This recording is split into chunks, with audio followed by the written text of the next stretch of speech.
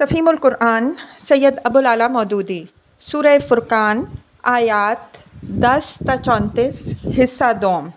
اعوذ باللہ من الشیطان الرجیم بسم اللہ الرحمن الرحیم۔ وقال الذین لا یرجون لقاءنا، جو لوگ ہمارے حضور پیش ہونے کا اندیشہ نہیں رکھتے وہ کہتے ہیں لولا انزل علینا الملائکہ، کیوں نہ ہمارے پاس فرشتے بھیجے جائیں۔ تفسیر یعنی اگر واقعی خدا کا ارادہ یہ ہے کہ ہم تک اپنا پیغام پہنچائے تو ایک نبی کو واسطہ بنا کر صرف اس کے پاس فرشتہ بھیج دینا کافی نہیں، ہر شخص کے پاس ایک فرشتہ آنا چاہیے جو اسے بتائے کہ تیرا رب تجھے یہ ہدایت دیتا ہے، یا فرشتوں کا ایک وفد مجمع عام میں ہم سب کے سامنے آئے اور خدا کا پیغام پہنچا دے۔ سورہ انعام میں بھی ان کے اس اعتراض کو نقل کیا گیا ہے۔ وَإِذَا جَاءَتْهُمْ آيَةٌ قَالُوا لَن نُؤْمِنَ حَتَّى نُؤْتَى مِثْلَ مَا أُوتِيَ رُسُلُ اللَّهِ اللَّهُ أَعْلَمُ حَيْثُ يَجْعَلُ رِسَالَتَهُ، جب کوئی آیت ان کے سامنے پیش ہوتی ہے تو کہتے ہیں کہ ہم ہرگز نہ مانیں گے جب تک کہ ہمیں وہی کچھ نہ دیا جائے جو اللہ کے رسولوں کو دیا گیا ہے، حالانکہ اللہ زیادہ بہتر جانتا ہے کہ اپنا پیغام پہنچانے کا کیا انتظام کرے۔ آیت 124۔ او نرا ربنا، یا پھر ہم اپنے رب کو دیکھیں۔ تفسیر یعنی اللہ میاں خود تشریف لے آئیں اور فرمائیں کہ بندو میری تم سے یہ التماس ہے۔ لقد استکبروا فی انفسہم، بڑا گھمنڈ لے بیٹھے ہیں یہ اپنے نفس میں۔ تفسیر دوسرا ترجمہ یہ بھی ہو سکتا ہے بڑی چیز سمجھ لیا اپنی دانست میں انہوں نے اپنے آپ کو۔ وَأَتَوْا عُتُوًّا كَبِيرًا، اور حد سے گزر گئے یہ اپنی سرکشی میں۔ يَوْمَ يَرَوْنَ الْمَلَائِكَةَ لَا بُشْرَىٰ يَوْمَئِذٍ لِّلْمُجْرِمِينَ، جس روز یہ فرشتوں کو دیکھیں گے وہ مجرموں کے لیے کسی بشارت کا دن نہ ہوگا۔ تفسیر یہی مضمون سورہ انعام آیت 18 اور سورہ حجر آیت 7 تا 8 اور آیات 51 تا 64 میں تفصیل کے ساتھ بیان ہو چکا ہے۔ اس کے علاوہ سورہ بنی اسرائیل آیات 90 تا 95 میں بھی کفار کے بہت سے عجیب و غریب مطالبات کے ساتھ اس کا ذکر کر کے جواب دیا گیا ہے۔ یقولون حجرا مہجورا، چیخ اٹھیں گے کہ پناہ بخدا۔ قدمنا الی ما عملوا من عمل فجعلناہ ھباء منثورا، اور جو کچھ بھی ان کا کیا دھرا ہے اسے لے کر ہم غبار کی طرح اڑا دیں گے۔ اصحاب الجنۃ یومئذ خیر مستقرا واحسن مقیلا، بس وہی لوگ جو جنت کے مستحق ہیں اس دن اچھی جگہ ٹھہریں گے اور دوپہر گزارنے کو عمدہ مقام پائیں گے۔ تفسیر یعنی میدان حشر میں جنت کے مستحق لوگوں کے ساتھ مجرمین سے مختلف معاملہ ہوگا، وہ عزت کے ساتھ بٹھائے جائیں گے اور روز حشر کی سخت دوپہر گزارنے کے لیے ان کو آرام کی جگہ دی جائے گی۔ اس دن کی ساری سختیاں مجرموں کے لیے ہوں گی نہ کہ نیکوکاروں کے لیے، جیسا کہ حدیث میں آیا ہے کہ حضور صلی اللہ علیہ وسلم نے فرمایا قسم ہے اس ذات کی جس کے ہاتھ میں میری جان ہے، قیامت کا عظیم الشان اور خوفناک دن ایک مومن کے لیے بہت ہلکا کر دیا جائے گا، حتیٰ کہ اتنا ہلکا جتنا دنیا میں ایک فرض نماز پڑھنے کا وقت ہوتا ہے۔ وَيَوْمَ تَشَقَّقُ السَّمَاءُ بِالْغَمَامِ، آسمان کو چیرتا ہوا ایک بادل اس روز نمودار ہوگا۔ وَنُزِّلُ الْمَلَائِكَةُ تَنزِيلًا، فرشتوں کے پرے اتارے جائیں گے۔ الملک یومئذ الحق للرحمن، اس روز حقیقی بادشاہی صرف رحمان کی ہوگی۔ تفسیر یعنی وہ ساری مجازی بادشاہتیں اور ریاستیں ختم ہو جائیں گی جو دنیا میں انسان کو دھوکے میں ڈالتی ہیں، وہاں صرف ایک بادشاہی باقی رہ جائے گی اور وہ وہی اللہ کی بادشاہی ہے جو اس کائنات کا حقیقی فرما روا ہے۔ سورہ مومن میں ہوا ہے یوم ہم بارزون لا یخفی علی اللہ منہم شیء لمن الملک اليوم للہ الواحد القہار، وہ دن جب کہ یہ سب لوگ بے نقاب ہو جائیں گے، اللہ سے ان کی کوئی چیز چھپی ہوئی نہ ہوگی، پوچھا جائے گا کہ آج بادشاہی کس کی ہے، ہر طرف سے جواب آئے گا اکیلے اللہ کی جو سب پر غالب ہے۔ آیت 16۔ حدیث میں اس مضمون کو اور زیادہ کھول دیا گیا ہے۔ حضور صلی اللہ علیہ وسلم نے فرمایا، اللہ تعالیٰ ایک ہاتھ میں آسمانوں اور دوسرے ہاتھ میں زمین کو لے کر فرمائے گا، میں ہوں بادشاہ، میں ہوں فرما روا، اب کہاں ہے وہ زمین کے بادشاہ، کہاں ہے وہ جبار، کہاں ہیں وہ متکبر لوگ۔ یہ روایت مسند احمد، بخاری، مسلم اور ابو داؤد میں تھوڑے تھوڑے لفظی اختلافات کے ساتھ بیان ہوئی ہے۔ وَكَانَ يَوْمًا عَلَى الْكَافِرِينَ عَسِيرًا، اور وہ منکرین کے لیے بڑا ہی سخت دن ہوگا۔ وَيَوْمَ يَغُضُّ الظَّالِمُ عَلَى يَدَيْهِ، ظالم انسان اپنا ہاتھ چبائے گا۔ یقول، اور کہے گا، یا لیتنی اتخذت مع الرسول سبیلا، کاش کہ میں نے رسول کا ساتھ دیا ہوتا۔ یا ویلتی لیتنی لم اتخذ فلانا خلیلا، ہائے میری کمبختی، کاش میں نے فلاں شخص کو دوست نہ بنایا ہوتا۔ لقد اضلنی عن الذکر بعد اذ جاءنی، اس کے بہکائے میں آ کر میں نے وہ نصیحت نہ مانی جو میرے پاس آئی تھی۔ وَكَانَ الشَّيْطَانُ لِلْإِنسَانِ خَذُولًا، شیطان انسان کے حق میں بڑا ہی بے وفا نکلا۔ تفسیر، ہو سکتا ہے کہ یہ بھی کافر ہی کے قول کا ایک حصہ ہو، اور ہو سکتا ہے کہ یہ اس کے قول پر اللہ تعالیٰ کا اپنا ارشاد ہو۔ اس دوسری صورت میں مناسب ترجمہ یہ ہوگا، اور شیطان تو ہے ہی انسان کو عین وقت پر دغا دینے والا۔ وقال الرسول یا ربی ان قوم اتخذوا ھذا القرآن مہجورا، اور رسول کہے گا، اے میرے رب، میری قوم کے لوگوں نے اس قرآن کو نشانہ تضحیک بنا لیا تھا۔ تفسیر، اصل میں لفظ مہجورا استعمال ہوا ہے جس کے کئی معنی ہیں۔ اگر اسے ہجر سے مشتق مانا جائے تو اس کے معنی ہوں گے متروک، یعنی ان لوگوں نے قرآن کو قابل التفات ہی نہ سمجھا، نہ اسے قبول کیا اور نہ اس سے کوئی اثر لیا۔ اور اگر ہجر سے مشتق مانا جائے تو اس کے دو معنی ہو سکتے ہیں، ایک یہ کہ انہوں نے اسے ہذیان اور بکواس سمجھا، دوسرا یہ کہ انہوں نے اسے اپنے ہذیان اور اپنی بکواس کا ہدف بنا لیا اور اس پر طرح طرح کی باتیں چھانٹتے تھے۔ وَكَذَلِكَ جَعَلْنَا لِكُلِّ نَبِيٍّ عَدُوًّا مِّنَ الْمُجْرِمِينَ، اے محمد صلی اللہ علیہ وسلم، ہم نے تو اسی طرح مجرموں کو ہر نبی کا دشمن بنایا۔ تفسیر، یعنی آج جو دشمنی تمہارے ساتھ کی جا رہی ہے یہ کوئی نئی بات نہیں ہے، پہلے بھی ایسا ہی ہوتا رہا ہے کہ جب کوئی نبی حق اور راستی کی دعوت دینے اٹھا تو وقت کے سارے جرائم پیشہ لوگ ہاتھ دھو کر اس کے پیچھے پڑ گئے۔ یہ مضمون سورہ انعام آیات 112 تا 113 میں بھی گزر چکا ہے۔ اور یہ جو فرمایا کہ ہم نے ان کو دشمن بنایا، تو اس کا مطلب یہ ہے کہ ہمارا قانون فطرت یہی کچھ ہے، لہٰذا ہماری اس مشیت پر صبر کرو اور قانون فطرت کے تحت جن حالات سے دوچار ہونا ناگزیر ہے ان کا مقابلہ ٹھنڈے دل اور مضبوط عزم کے ساتھ کرتے چلے جاؤ۔ اس بات کی امید نہ رکھو کہ ادھر تم نے حق پیش کیا اور ادھر ایک دنیا کی دنیا اسے قبول کرنے کے لیے امنڈ آئے گی، اور سارے غلط کار اپنی غلط کاریوں سے تائب ہو کر اسے ہاتھوں ہاتھ لینے لگیں گے۔ وَكَفَىٰ بِرَبِّكَ هَادِيًا وَنَصِيرًا، تمہارے لیے تمہارا رب ہی رہنمائی اور مدد کو کافی ہے۔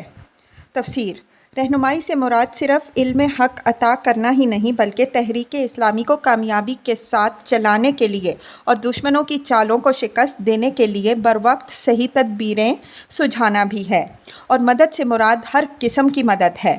حق اور باطل کی کشمکش میں جتنے محاذ بھی کھلیں، ہر ایک پر اہل حق کی تائید میں کمک پہنچانا اللہ کا کام ہے۔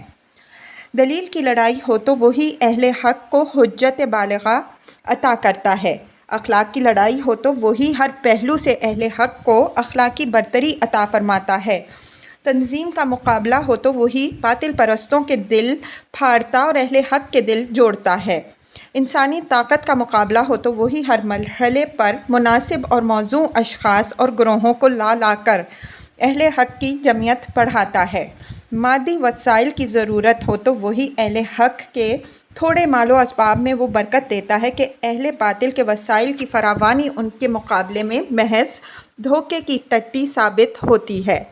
غرض کوئی پہلو مدد اور رہنمائی کا ایسا نہیں ہے جس میں اہل حق کے لیے اللہ کافی نہ ہو اور انہیں کسی دوسرے سہارے کی حاجت ہو، بشرطے کہ وہ اللہ کی کفایت پر ایمان و اعتماد رکھیں اور ہاتھ پر ہاتھ دھرے نہ بیٹھے رہیں، بلکہ سرگرمی کے ساتھ باطل کے مقابلے میں حق کی سربلندی کے لیے جانیں لڑائیں۔ یہ بات نگاہ میں رکھ رہے کہ آیت کا یہ دوسرا حصہ نہ ہوتا تو پہلا حصہ انتہائی دل شکن ہوتا۔ اس سے بڑھ کر ہمت توڑ دینے والی چیز اور کیا ہو سکتی ہے کہ ایک شخص کو یہ خبر دی جائے کہ ہم نے جان بوجھ کر تیرے سپرد ایک ایسا کام کیا ہے جسے شروع کرتے ہی دنیا بھر کے کتے اور بھیڑیے تجھے لپٹ جائیں گے۔ لیکن اس اطلاع کی ساری خوفناکی یہ حرف تسلی سن کر دور ہو جاتی ہے کہ اس جاں گسل کشمکش کے میدان میں اتار کر ہم نے تجھے اکیلا نہیں چھوڑ دیا ہے، بلکہ ہم خود تیری حمایت کو موجود ہیں۔ ایمان دل میں ہو تو اس سے بڑھ کر ہمت دلانے والی بات اور کیا ہو سکتی ہے کہ خداوند عالم آپ ہماری مدد اور رہنمائی کا ذمہ لے۔ اس کے بعد تو صرف ایک کم اعتقاد بزدل ہی میدان میں آگے بڑھنے سے ہچکچا سکتا ہے۔ وقال الذین کفروا لولا نزل علیہ القرآن جملۃ واحدہ۔ منکرین کہتے ہیں اس شخص پر سارا قرآن ایک ہی وقت پر کیوں نہ اتارا گیا؟ تفسیر۔ یہ کفار مکہ کا بڑا دل پسند اعتراض تھا جسے وہ اپنے نزدیک نہایت زوراور اعتراض سمجھ کر بار بار دہراتے تھے، اور قرآن میں بھی اس کو متعدد مقامات پر نقل کر کے اس کا جواب دیا گیا ہے۔ ان کے سوال کا مطلب یہ تھا کہ اگر یہ شخص خود سوچ کر یا کسی سے پوچھ کر اور کتابوں میں سے نقل کر کے یہ مضامین نہیں لا رہا ہے بلکہ یہ واقعی خدا کی کتاب ہے تو پوری کتاب اکٹھی ایک وقت میں کیوں نہیں آ جاتی؟ خدا تو جانتا ہے کہ پوری بات کیا ہے اور جو وہ فرمانا چاہتا ہے فرما سکتا ہے۔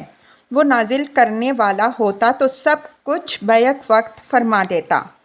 یہ جو سوچ کر کبھی کچھ مضمون لایا جاتا ہے اور کبھی کچھ، یہ اس بات کی صریح علامت ہے کہ وحی اوپر سے نہیں آتی، یہیں کہیں سے حاصل کی جاتی ہے یا خود گھڑ کر لائی جاتی ہے۔ کذالک لنثبت بہ فؤادک۔ ہاں، ایسا اس لیے کیا گیا ہے کہ اس کو اچھی طرح ہم تمہارے ذہن نشین کرتے رہیں۔ تفسیر۔ دوسرا ترجمہ یہ ہو سکتا ہے کہ اس کے ذریعے سے ہم تمہارا دل مضبوط کرتے رہیں یا تمہاری ہمت بندھاتے رہیں۔ الفاظ دونوں مفہوموں پر حاوی ہے اور دونوں ہی مراد بھی ہیں۔ اس طرح ایک ہی فقرے میں قرآن کو بتدریج نازل کرنے کی بہت سی حکمتیں بیان کر دی گئیں۔ نمبر 1، وہ لفظ بلفظ حافظے میں محفوظ ہو سکے کیونکہ اس کی تبلیغ و اشاعت تحریری صورت میں نہیں بلکہ ایک ان پڑھ نبی کے ذریعے سے ان پڑھ قوم کی زبانی تقریر کی شکل میں ہو رہی ہے۔ نمبر 2، اس کی تعلیمات اچھی طرح ذہن نشین ہو سکیں، اس لیے ٹھہر کر تھوڑی تھوڑی بات کہنا اور ایک ہی بات کو مختلف اوقات میں مختلف طریقوں سے بیان کرنا زیادہ مفید ہے۔ نمبر 3، اس کے بتائے ہوئے طریقے زندگی پر دل جمتا جائے، اس کے لیے احکام و ہدایات کا بتدریج نازل کرنا زیادہ مبنی بر حکمت ہے، ورنہ اگر سارا قانون اور پورا نظام حیات بیک وقت بیان کر کے اسے قائم کرنے کا حکم دے دیا جائے تو ہوش پرگاندہ ہو جائیں۔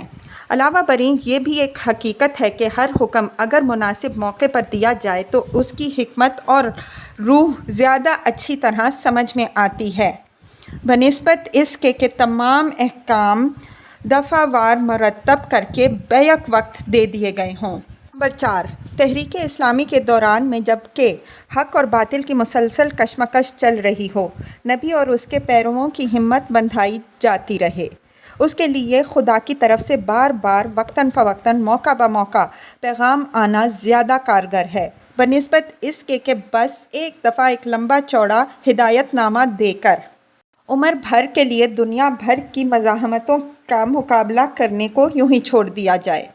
پہلی صورت میں آدمی محسوس کرتا ہے کہ جس خدا نے اسے اس کام پر مامور کیا ہے وہ اس کی طرف متوجہ ہے، اس کے کام سے دلچسپی لے رہا ہے، اس کے حالات پر نگاہ رکھتا ہے، اس کی مشکلات میں رہنمائی کر رہا ہے اور ہر ضرورت کے موقع پر اسے شرف باریابی اور خاطبت عطا فرما رہا ہے، اس کے ساتھ اپنے تعلق کو تازہ کرتا رہتا ہے۔ یہ چیز حوصلہ بڑھانے والی اور عزم کو مضبوط رکھنے والی ہے۔ دوسری صورت میں آدمی کو یوں محسوس ہوتا کہ بس وہ ہے اور طوفان کی موجیں۔ رتلناہ ترتیلا، اور اسی غرض کے لیے ہم نے اس کو ایک خاص ترتیب کے ساتھ الگ الگ اجزاء کی شکل دی ہے۔ لا یأتونک بمثل الا جئناک بالحق واحسن تفسیرا، اور اس میں یہ مصلحت بھی ہے کہ جب کبھی وہ تمہارے سامنے کوئی نرالی بات یا عجیب سوال لے کر آئے، اس کا ٹھیک جواب بروقت ہم نے تمہیں دے دیا اور بہترین طریقے سے بات کھول دی۔ تفسیر: یہ نزول قرآن میں تدریج کا طریقہ اختیار کرنے کا ایک اور سبب حکمت بیان ہوا۔ قرآن مجید کی شان نزول یہ نہیں ہے کہ اللہ تعالیٰ ہدایت کے موضوع پر ایک کتاب تصنیف کرنا چاہتا ہے اور اس کی اشاعت کے لیے اس نے نبی کو ایجنٹ بنایا۔ بات اگر یہی ہوتی تو یہ مطالبہ بجا ہوتا کہ پوری کتاب تصنیف کر کے بیک وقت ایجنٹ کے حوالے کر دی جائے، لیکن دراصل اس کی شان نزول یہ ہے کہ اللہ تعالیٰ کفر اور جاہلیت اور فسق کے مقابلے میں ایمان و اسلام اور اطاعت و تقوی کی ایک تحریک برپا کرنا چاہتا ہے، اور اس کے لیے اس نے ایک نبی کو داعی و قائد بنا کر اٹھایا ہے۔ اس تحریک کے دوران میں اگر ایک طرف قائد اور اس کے پیرووں کو حسب ضرورت تعلیم و ہدایات دینا اس نے اپنے ذمے لیا ہے، تو دوسری طرف یہ کام بھی اپنے ہی ذمے رکھا ہے کہ مخالفین جب کبھی کوئی اعتراض یا شبہ یا الجھن پیش کریں اسے وہ صاف کر دے، اور جب بھی وہ کسی بات کو غلط معنی پہنائیں وہ اس کی صحیح تشریح و تفسیر کر دے۔ ان مختلف ضروریات کے لیے جو تقریریں اللہ کی طرف سے نازل ہو رہی ہیں ان کے مجموعے کا نام قرآن ہے، اور یہ ایک کتاب آئین یا کتاب اخلاق و فلسفہ نہیں بلکہ کتاب تحریک ہے، جس کے معرض وجود میں آنے کی صحیح فطری ضرورت یہی ہے کہ تحریک کے اول لمحہ آغاز کے ساتھ شروع ہو اور آخری لمحات تک جیسے جیسے تحریک چلتی رہے یہ بھی ساتھ ساتھ حسب موقع و ضرورت نازل ہوتی رہے۔ الذین یحشرون علی وجوہہم الی جہنم، جو لوگ اوندھے منہ جہنم کی طرف دھکیلے جانے والے ہیں۔ اولئک شر مکانا واضل سبیلا، ان کا موقف بہت برا اور ان کی راہ حد درجے غلط ہے۔ تفسیر: یعنی جو لوگ سیدھی بات کو الٹی طرح سوچتے ہیں اور الٹے نتائج نکالتے ہیں ان کی عقل اوندھی ہے، اسی وجہ سے وہ قرآن کی حقانیت پر دلالت کرنے والی حقیقتوں کو اس کے بطلان پر دلیل قرار دے رہے ہیں، اور اسی وجہ سے وہ اوندھے منہ جہنم کی طرف گھسیٹے جائیں گے۔